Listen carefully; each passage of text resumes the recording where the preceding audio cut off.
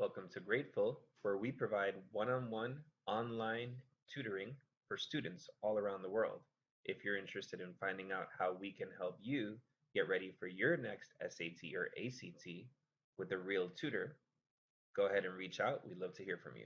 Right now, we're talking about arithmetic sequences, which have shown up here and there on the SAT, so you definitely want to know how to handle one of these situations should you see it on your next test. So here's one example.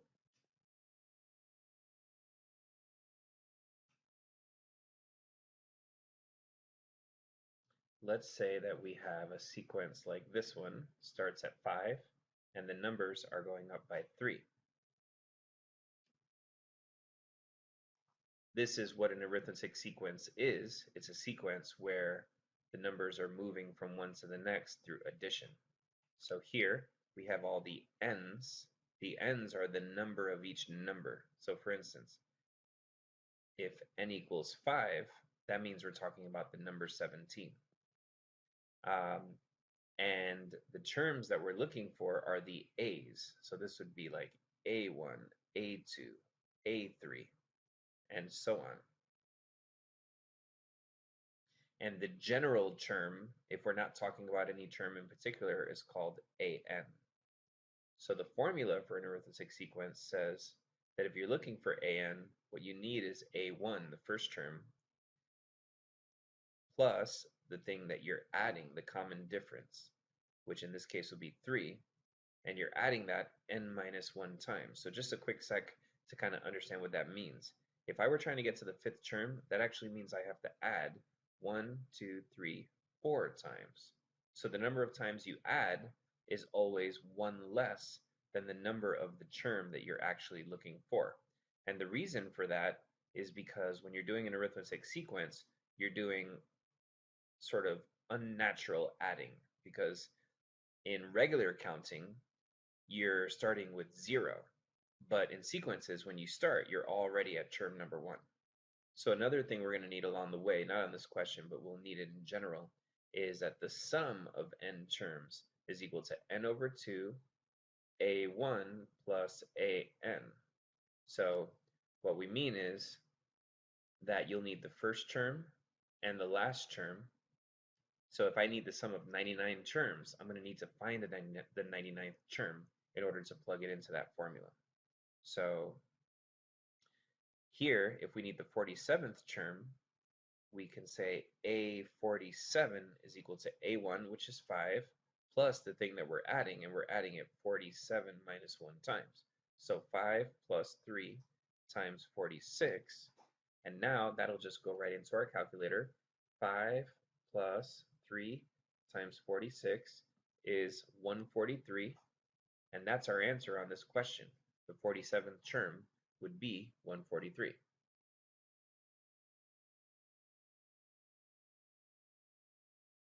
So here's our next question. In another sequence, the 45th term is 179, the 52nd term is 207. We need to find the 65th term. So let's use our same formula. AN is A1 plus D, n minus 1. So according to that, A45 is equal to A1. We're just going to call that A here, so we don't have to keep writing A1 all the time, plus D, 45 minus 1. And the question says that'll equal 179. And similarly, A52 is equal to A plus D, 52 minus 1, and that'll equal 207, because that was given to us in the description. So let's simplify both of these. A plus 44D is 179, and here A plus 51D equals 207. So what do we have now? We actually have a system of linear equations. Linear equations, equations that will look like a line if you were to graph them, will both have x and y to the first power. Here they're a and d, but it's the same idea. But for a system of linear equations on the SAT, what you really need to do a lot of is the elimination method. The SAT exam loves the elimination method.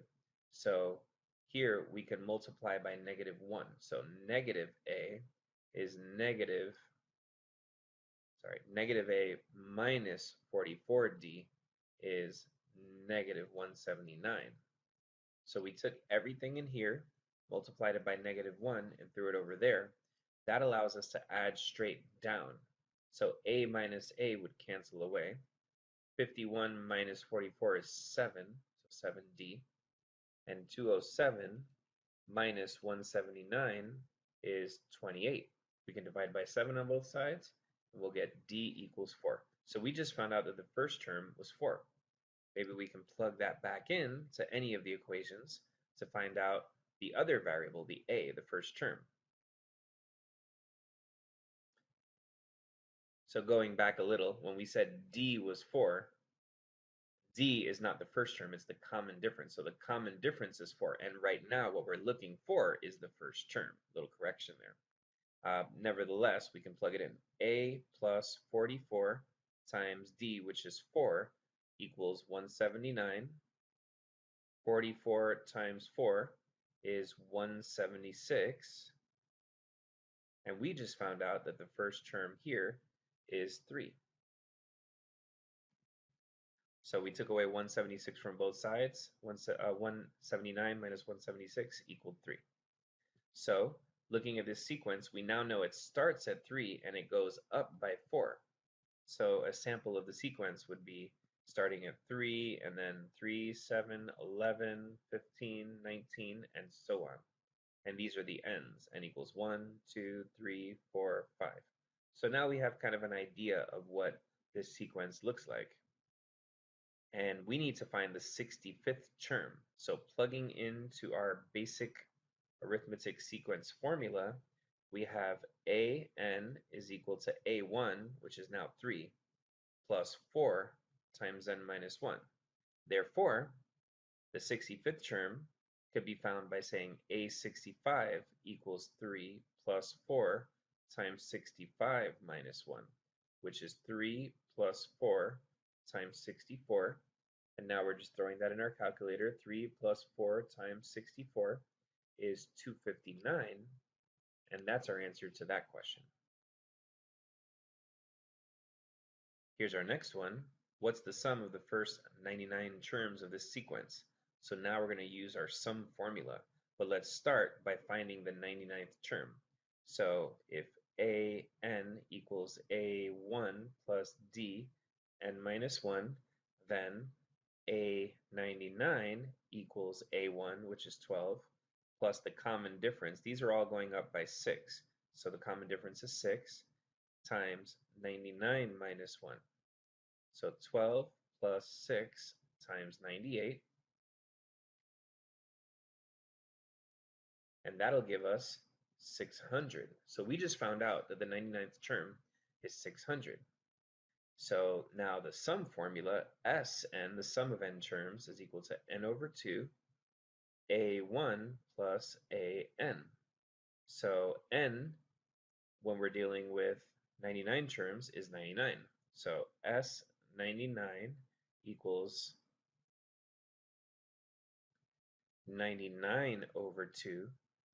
A1 is the first term, an is the 99th term, a99, and that'll be 600. That's why we found it, so we could plug it into that formula. And so we've got 99 over 2 times 612. And when we throw that into our calculator, we get 30,294. And that's our answer for that question. Next, we have a question about the rows of flowers in a garden. And the first row has 8 plants, then they're increasing by 9. So we need the 16th row. So plugging into our arithmetic sequence formula, we can say that if we need the 16th row, then that's the first row plus the common difference, 16 minus 1 times. And that takes us over to answer choice B for this question, and we're already done.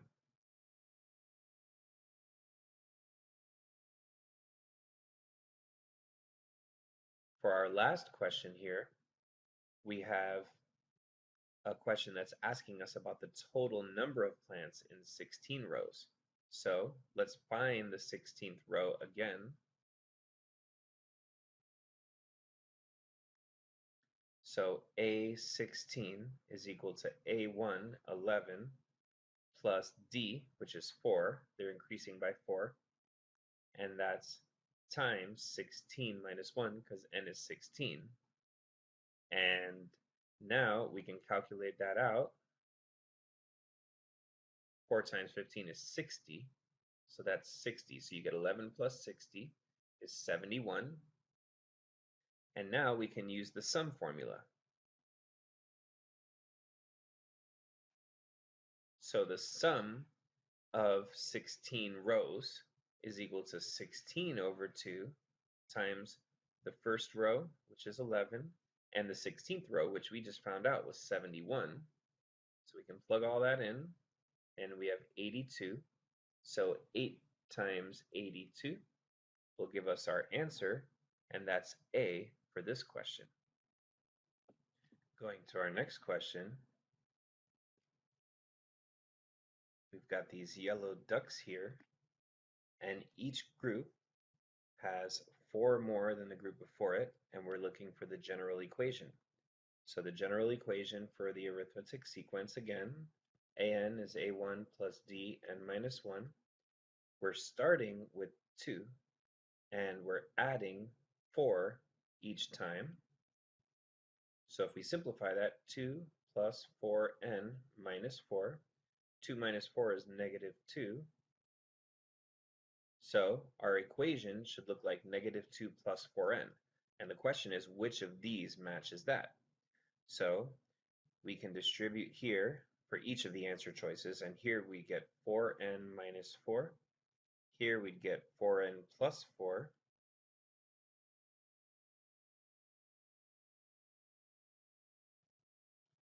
Make that look a little prettier. 4n plus 4. Here we have 4n minus 2. And here we have 4n plus 2. And so this one matches what we needed, 4n and also minus 2. And therefore the answer to this question is C. Thanks so much for joining us on our video of arithmetic sequences on the SAT. Grateful can help you to prepare for your next SAT through our videos, but even better than that, through one-on-one online tutoring with a live tutor. If you're interested in finding out how we can get that done, go ahead and reach out. We'd love to hear from you. Thanks so much, and have a great day.